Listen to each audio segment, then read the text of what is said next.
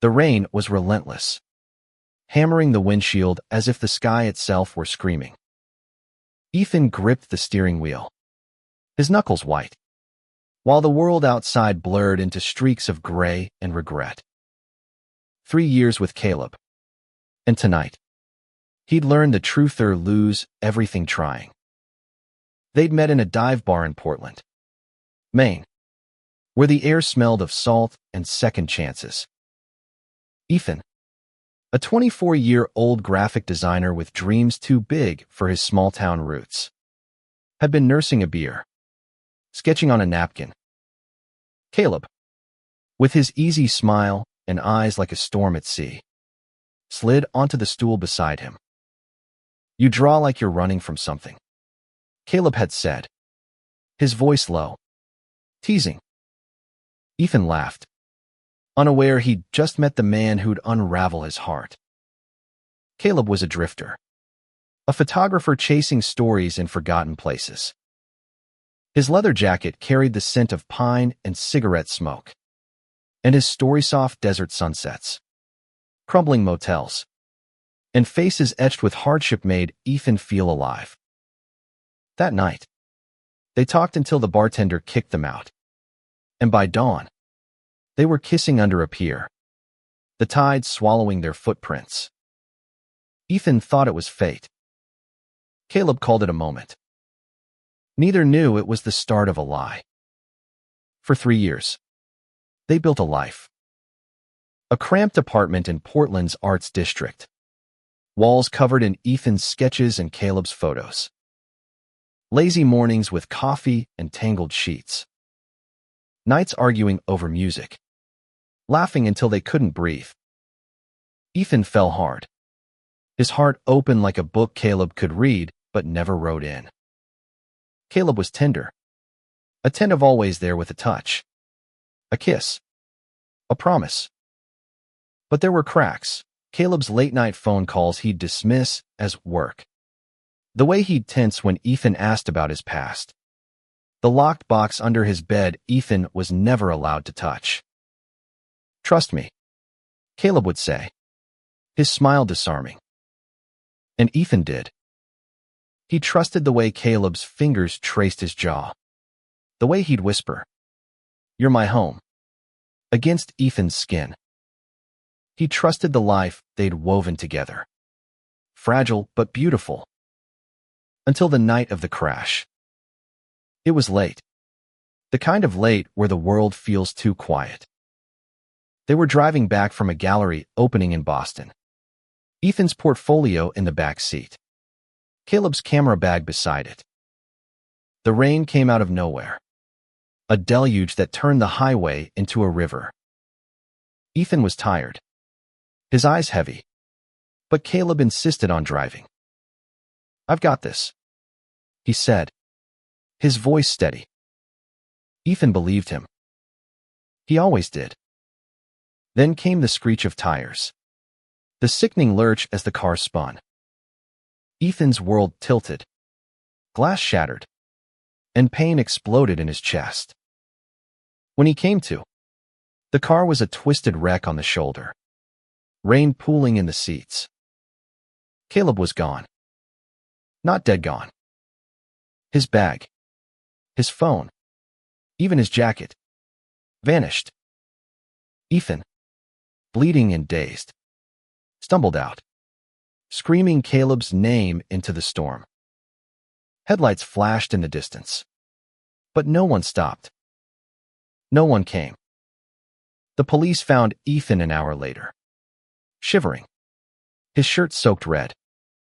"Your friend didn't make it far," the officer said, holding up Caleb's wallet. "Found a mile down the road." Ethan's heart sank. Why would Caleb run?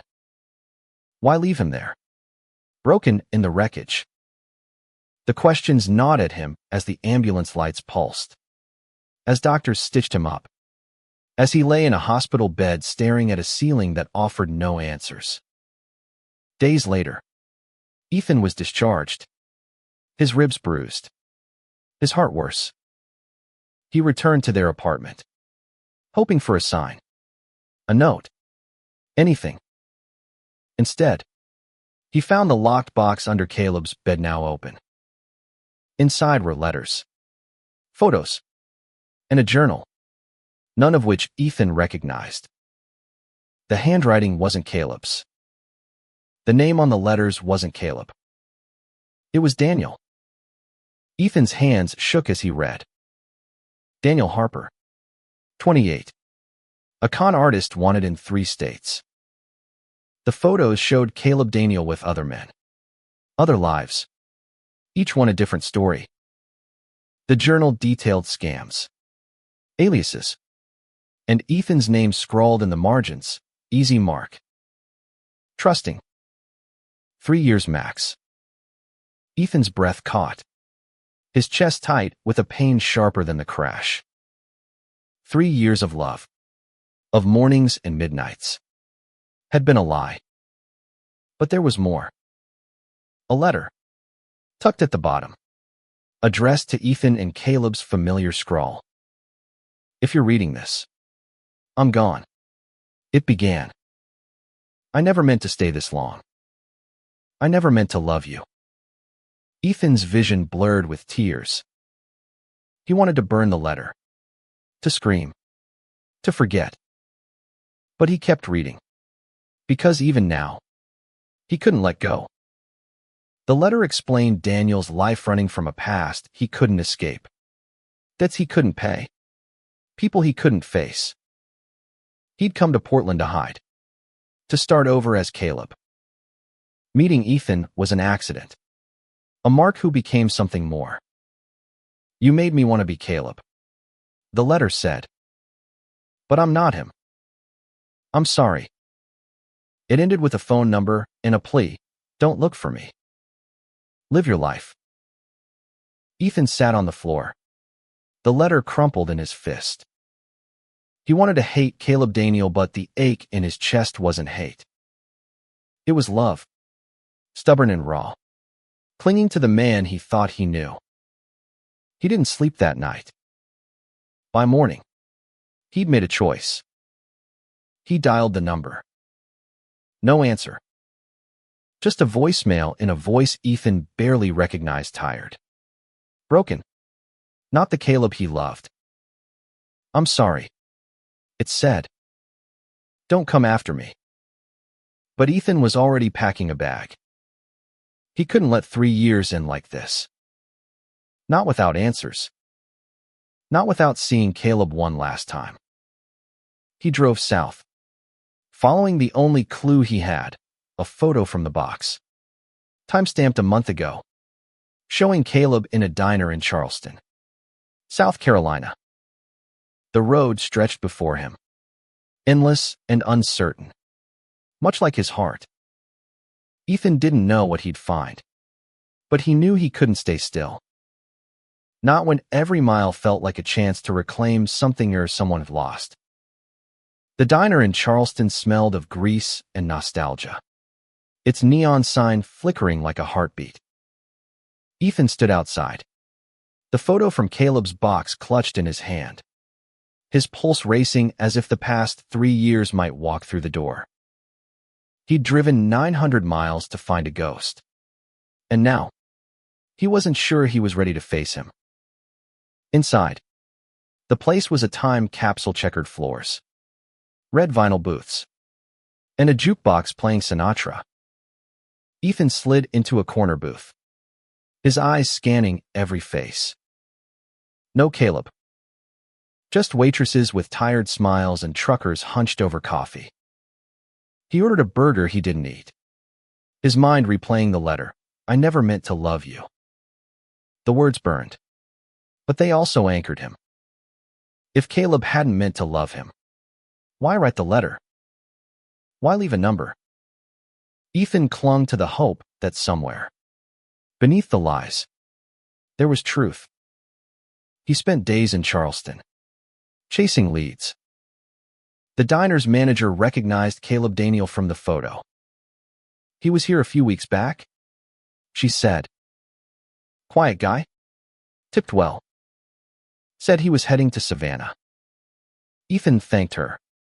his heart a tangle of relief and dread. Savannah was close, but every mile felt like a step deeper into a story he didn't understand.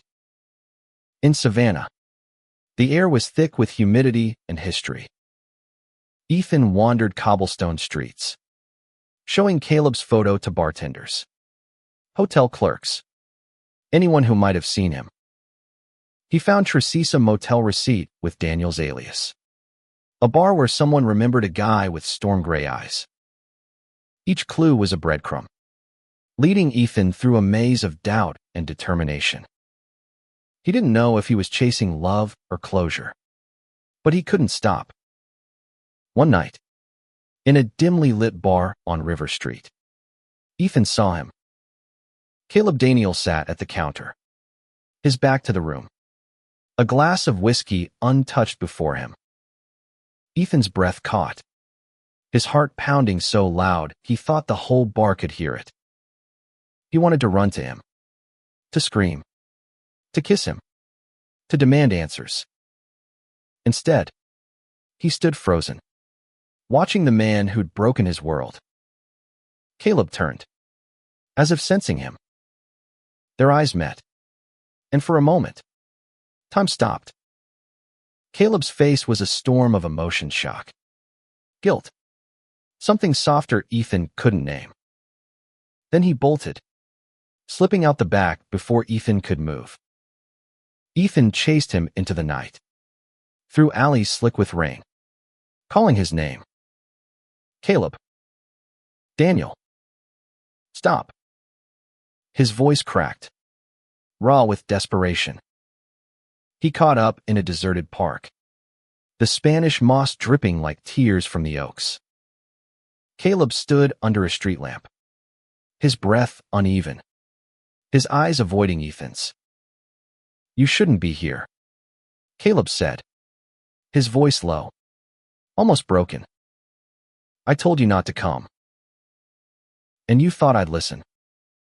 Ethan stepped closer, anger and love warring in his chest.